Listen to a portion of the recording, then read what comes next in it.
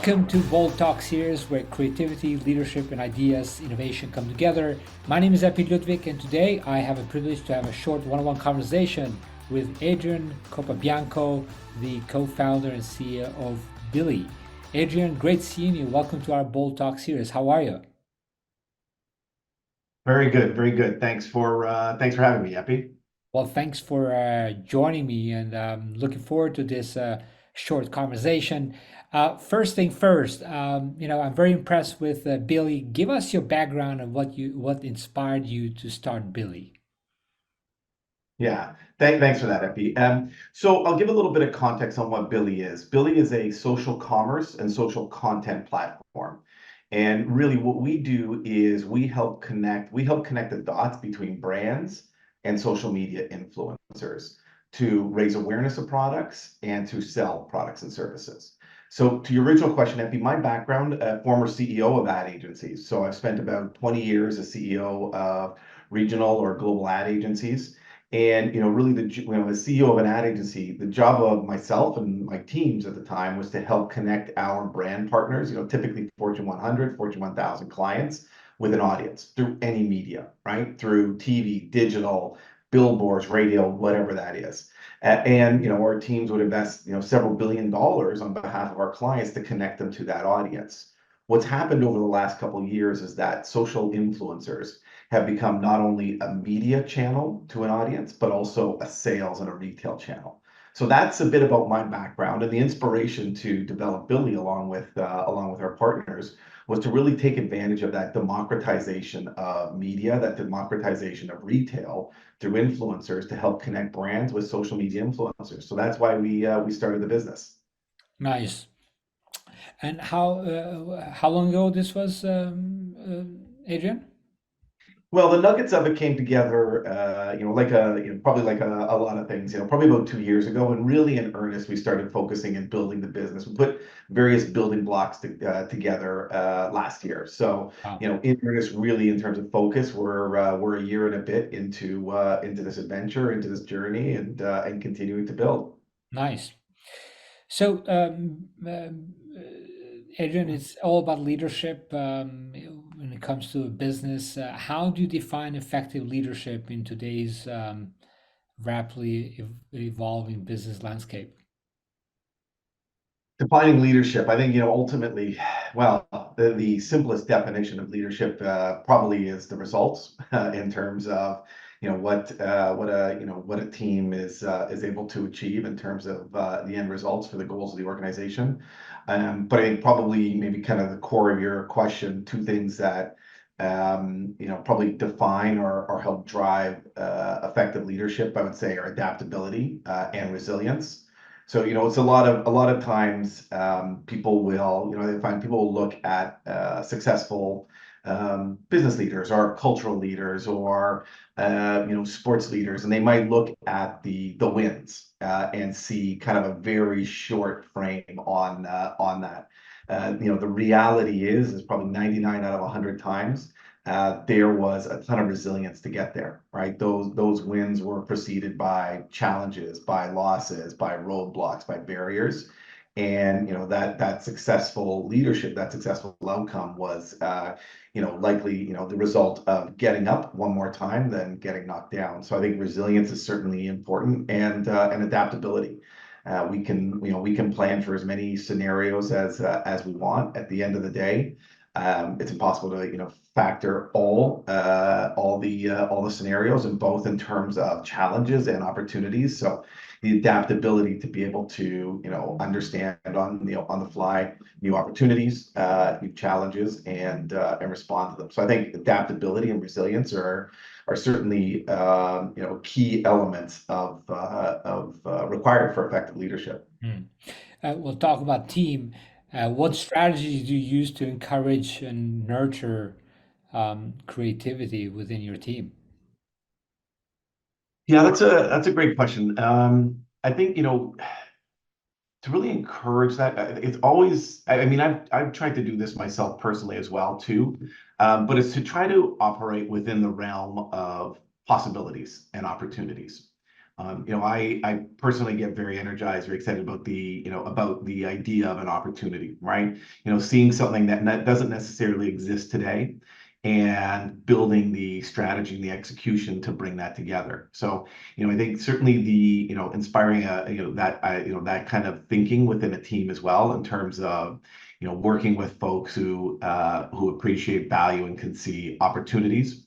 And kind of operate within the realm of that opportunity and then execute to get that done. And there's a bit of a balancing act, right? It's not just here's an opportunity without any grounding on it. So it's also pressure testing that, I say sometimes. It's also kind of testing that opportunity and seeing where the challenges lie, not to think negatively about it, but to think about where roadblocks will be and how those can be overcome. So I think kind of creativity is best inspired when we're thinking about what are the opportunities, what's the realm of potential here, and then how do we put a plan to take advantage of that. Does that make Yeah. sense? Yeah, well, talking about the challenge or opportunity, there's no business without it, right? But given the fact that we're talking about challenge and opportunity, um, maybe you have an example or a time when you had to go through and innovate in response to that, perhaps? Yeah, that's a good question. Um, So I'll give an example with our Billy business, Okay. maybe a recent example. There's no shortage of conversation around AI. So when ChatGPT first launched publicly, maybe about a year and a half ago, or even over the last year, some businesses look at that as a threat. Some businesses ignore it. Some businesses look at it as an opportunity. When we started using it very quickly, right away for our own communications, drafting our own communications for some of our own internal documents and found very quickly, it wasn't 100% good, but it was 80% good, but it was 95% faster, right? So, the immediate question was, what's the realm of opportunity here? How do we leverage AI and tools like generative AI to accelerate our business? And I always say we try to do two things, right? On one end, we have brand partners. On the other end, we have creator partners. And our job is to make that process of brands connecting with right now, our 20,000 social media influencers across North America, make that process simpler and make that process better. So we knew we could use AI, for example, to make the process for a creator simpler, right? So if you're a creator, Epi, and you come to store.becauseiloveit.com, you find products you love from brands you love, and you want to share that, promote that across your social channels, as a creator, to do that well, that takes time. That takes you time to research the brand, research the product information, the pricing, that sort of stuff. And then to write that in a tone and manner that suits yourself, right? That kind of fits yourself. The reality is we have all that data in our database, right? We have the brand information, the product information, we have your tone and manner through your public creator profile. So instantly we leverage Billy AI to help creators write posts for their social content. And they can do that very quickly, right? So that's more efficient, that's faster, but it's also, we tested it, right? So we said, okay, we can make it faster, but is it better? So what we did is we actually tested it. We tested and said, well, how does an AI written post perform against a human creator written post? And actually what we found was not only was it faster, but it was also better. And in our test, the AI written post performed 28% better in terms of engagement. So 28% more likes, shares, views, comments, etc. So for a creator, it's faster and better. That adds value to them. For our brand partners, it makes the content jump out and perform better, so it's better for them. So, I guess back to your original question of an example of how we approached it. We looked at tools like, publicly available AI tools, generative AI, and said, this isn't a threat to what we do. This is an accelerator. So let's integrate it. And that's just the beginning for us. There's more to come on that. So I think that's Yeah. probably one example that's a recent example. Now, Adrian, how do you stay informed on the emerging trends and technologies in the industry that we're in? Obviously, the creators economy is evolving. It's moving very fast. Also, just I read an article. I think it was the information put out where it says that the creator economy is rapidly growing, but why so many creators are still broke? Okay. So So I think maybe that's two different questions. yeah, And yeah, two different questions. Yeah, your first question was how do I kind of keep on top yeah, of trends and information? So I am a bit of a kind of a news junkie, probably. I mean, every morning I have probably about a dozen news sources that that get read off to me. I kind of go through the morning news at 1.2 speed because it takes too long to go through it, and I let that go in the background. There's a number of podcasts that I like to listen to stay up to date. Also, a great team of colleagues and teammates who are setting through, new things that are happening, updates that are happening. So it's a bit of a mix of kind of, I would say, formal news outlets, podcasts, our own existing team, and staying on top of that.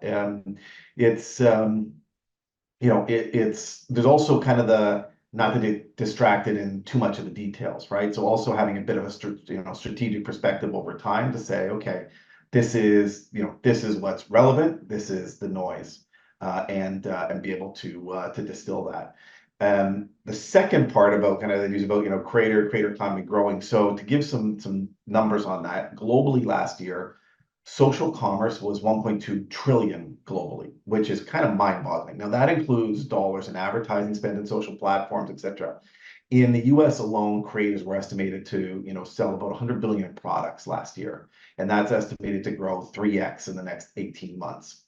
So, like a lot of things, part of the inspiration for Billy was to help fuel the creator economy and help creators earn, like we said, simpler and better, right? So provide tools like AI to make it more efficient, more effective. Provide access to brands that want to connect with creators to sell products, raise awareness of products. So, the breadth of creators goes from nano with maybe 1,000, 2,000 followers to mega with 1 million plus, right? So like a lot of industries, there's a ton of breadth in there.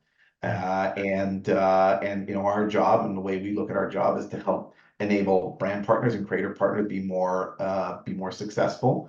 The bottom line is there's been a lot of growth in social commerce, and it is going to continue to skyrocket. And we think we're in an interesting position to help our partners, both our investor partners plus our brand and our creator partners, benefit from that. yeah. Um, well, how do you balance the need for stability and consistency when driving for innovation and change of Billy? Yeah, that's a great question. Maybe the honest answer is don't. I don't, but I think there's kind of your question. You say balance or the need for kind of balance and stability. I think sometimes there's a bit of the reality. The reality is we live in times that are rapidly changing, right? And maybe there's a real versus a perceived perspective of stability. So as an example, right? Sometimes you think, okay, if I'm working for a bigger company, there's more stability, there's more balance. Unfortunately for a lot of folks working at some of the, biggest companies in the world in the last 18 months, maybe 15 to 20, some of the biggest companies have laid off 15 to 20% of their workforce, and that's pretty tough for those people, right? So, big isn't always stable sometimes, but small isn't either, right? So, working for a startup, beginning a company isn't stable either. The reality is there is constant change, regardless of, pretty much regardless of where you're working. So I think it's more of a perspective that, there will be change. And I think my perspective on it is if you're not at the front end of that change, if you're not part of the innovation, if you're not part of the disruption, then you'll be subject to it. So my personal preference is I'd rather be part of that innovation. I'd rather try to be part of that disruption, rather than a recipient or an unwilling outcome that I Yeah, receive. Does that make sense? yeah. Well, nothing good comes out of the comfort zone, right? Yeah, I mean, if we're rather be busy than bored. If we're bored, maybe there's a bit of a problem that we're not that we're not aware of yet. Yeah. What does bold mean to you, Adrian? Not bold words, but bold itself. Like, what does it mean to you? Uh, Bold is a great word. I think it's, it is, it's kind of like there's a difference between confident and cocky, right? Where I would say, confident is the positive side of it, cocky is kind of the negative side. I think it's the same with bold, right? Bold is in my mind, on the positive side of that, right? It's, embracing innovation, embracing change. It's having an opinion. It's, being willing to take a stance in something that you believe in. It's, a lot of the positive aspects that come from confidence. And often I think bold is also, in my mind, it's also rooted in, a belief that should hopefully be based in something that's strategically sound. But yeah, the willingness to take a stand and a belief and put it out there in the world. Yeah. Well, it's the worst thing that can happen to you is like if you're hanging out by the window. So you got to be committed to one cause, right? Um, well, this is great, Adrian. I really any questions for me? Do you have any questions for me? How do you balance the need for stability and consistency with the drive for innovation and change? Yeah, I mean that's a good question, right? So I don't obviously the I look out for always to get uncomfortable. I think getting uncomfortable is what drives everyone, and just go and do it and try until things stick. We don't know what works or what doesn't work. A great idea, if it's not tried out into the marketplace, it means nothing. So that's pretty much my motto. It's just like keep doing it and take massive actions, and never cry over the spilled milk. If it's done, it's done. Just move on, right? Yeah, cool. Awesome. Thanks.